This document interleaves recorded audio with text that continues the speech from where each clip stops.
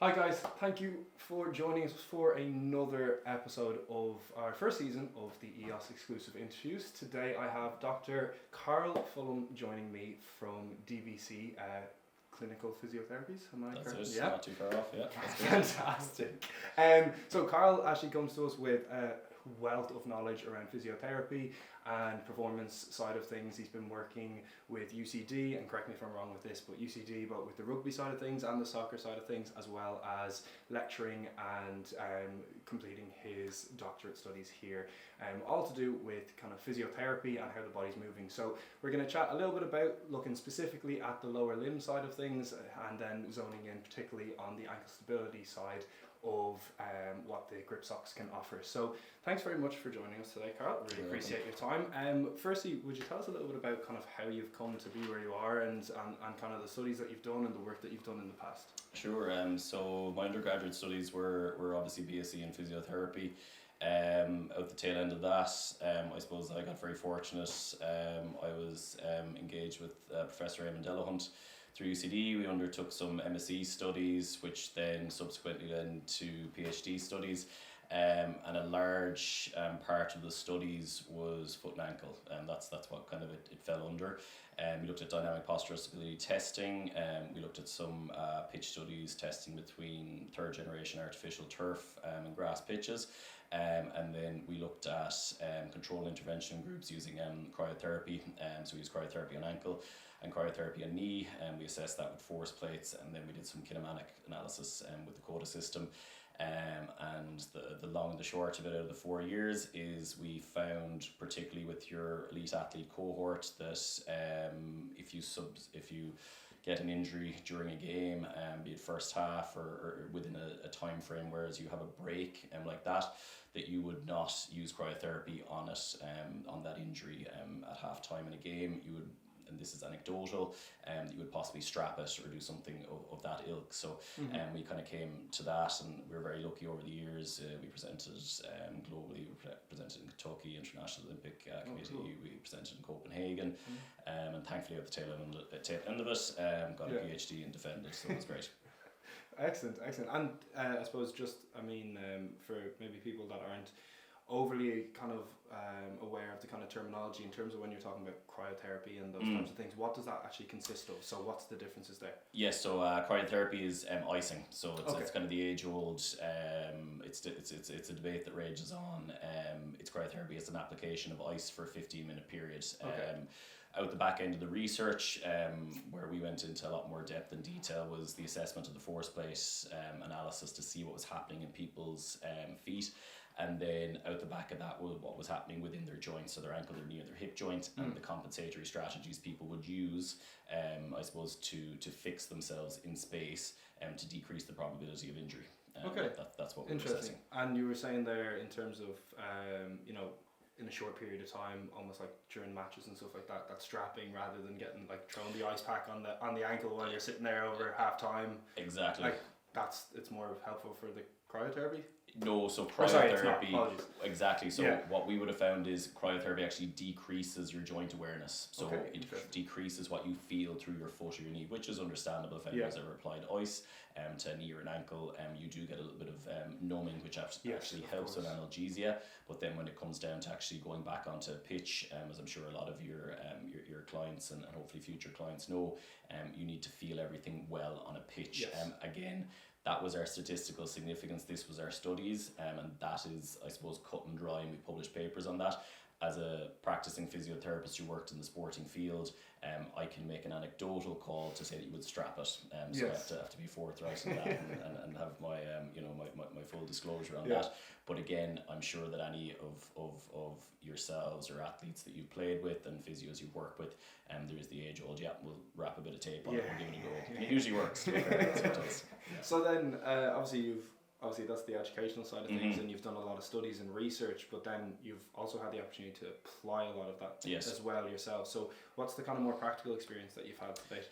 So I'd say very kind of early doors, I kind of knew right from the get-go. I came into an MSc and then subsequently PhD. As I said, I was quite fortunate to get partnered with Eamon on my studies, Professor Delahunt. But I knew early on that I wanted to work clinically. I enjoyed the clinical environment. It's where I met the MD of this company, Liam Heaven, and he gave me the opportunity to start working with DBC, and DBC obviously were affiliated to UCD Rugby, Soccer, GA. We were Irish Hockey for a period as well.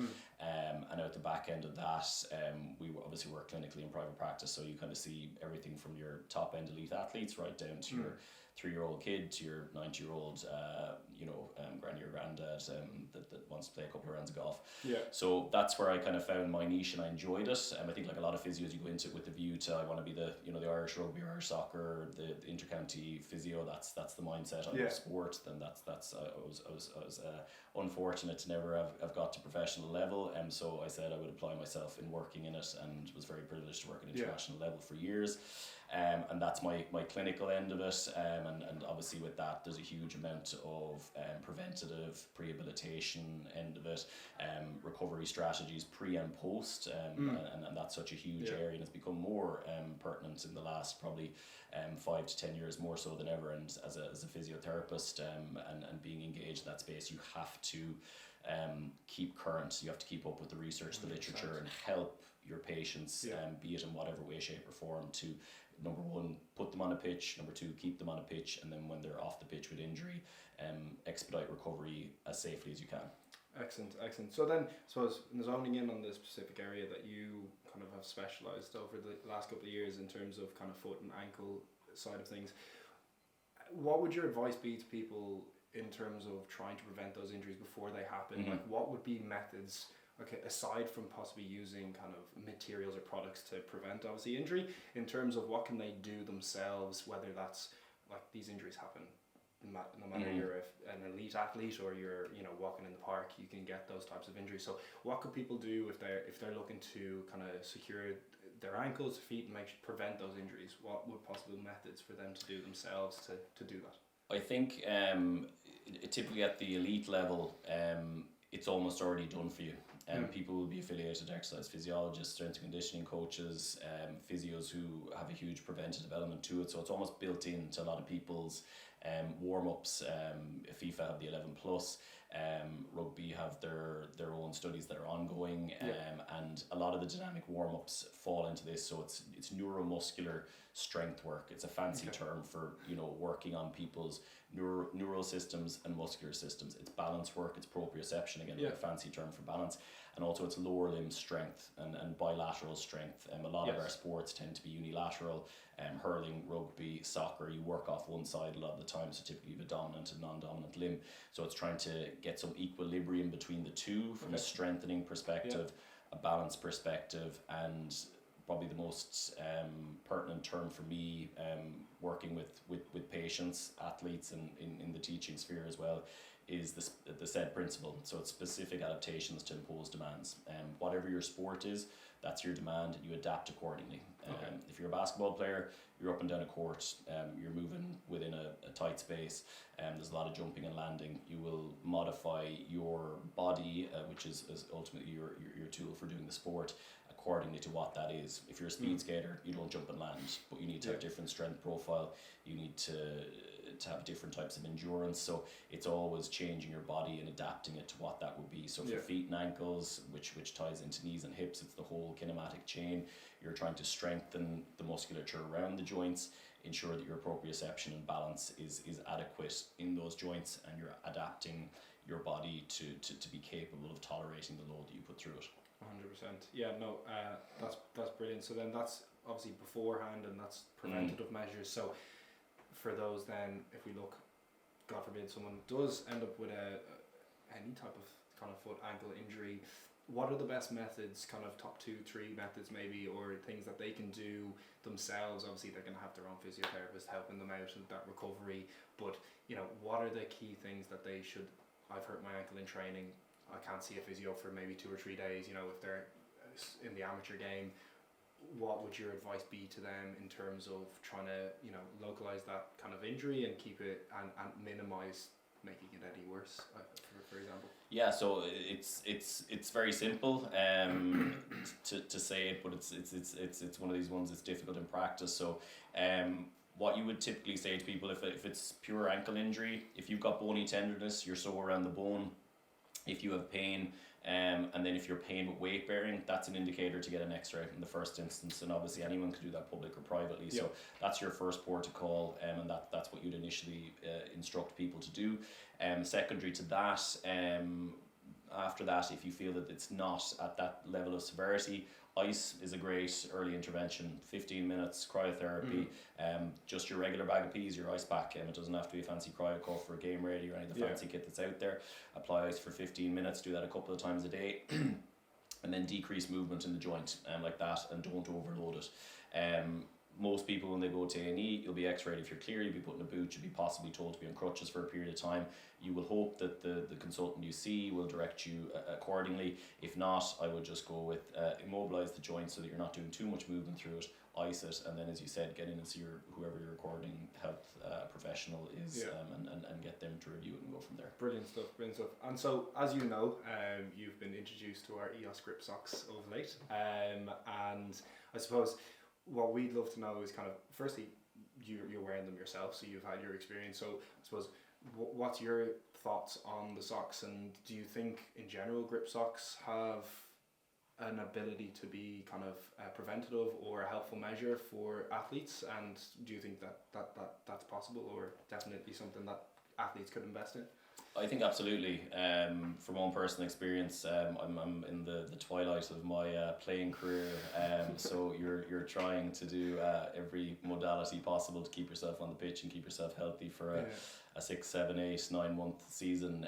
And I got introduced to the Eos socks through the founder Lorcan, and it was something I said I'd love to try. I've got a right ankle that causes a bit of trouble and has done over the years, and usually 2 or 3 times a season it gives you some trouble. Thankfully I have the tools to rehab it, but since using them this season, and I'd initially retired but decided to come back out of retirement. It's the socks that got you the socks that got me there. I have, touch wood, had no injury to my ankle, which has been great, and just the general quality of them, the feel of them. A lot of athletes, particularly field sport athletes, court sport athletes, they're very, very regimented in what they wear on their feet. I was the same. I wore Adidas Predator boots. I subsequently moved to Copa Mundials and World Cups when the quality of the Predators dropped off. So I've always been extremely focused on what's on my feet. And secondary to that is the socks that I wear. And Eos have now become the brand that I wear, and they're the layer between my foot and the boot. They grip well. That split second, that's what the research looks at. It's that split second where your proprioceptive system and your muscular system catch. That's what is your ankle spraining. So anything that gives you that edge, and research I'm sure will come with the grip socks down the line, and I believe EOS is engaged with that. They will be able to start measuring these things, and that is, for me, a huge contributor to, number one, me keeping myself healthy on the pitch, and then reaching out to my club, my J club I'm involved with, and opening a door for EOS, and thankfully them being quite successful, and the feedback being very good from that side, not only from a wearability perspective and comfort perspective, but I think quite importantly in this world of so much access to activewear and socks and shorts and t-shirts and everything under the sun, the quality is good, and the longevity to them is excellent as well. So you want something that's effective certainly when you're playing, but of course in the longer term you want that quality to remain, and for the safety mechanism, which would be the grip of the sock, to keep its durability, which it does. And to be fair, that's something we do focus on. Well, listen, I could chat to you all day, especially about the studies that you've done and the work that you're doing, especially in sport, as someone who is a sports lover myself. But for today, maybe we'll do that another time if we can get you for a longer time. But for today, we'll call it a day there. Really appreciate the time and the insights that you have been able to give us. Thank you again for joining us for our latest episode of the Season 1 EOS exclusive interviews. Again, if you've liked anything that you've heard, if you have enjoyed this conversation, this chat, please drop a subscribe, a like as well. It goes a very long way. But for that moment, we'll see you next time with EOS exclusive interviews. Thank you very much.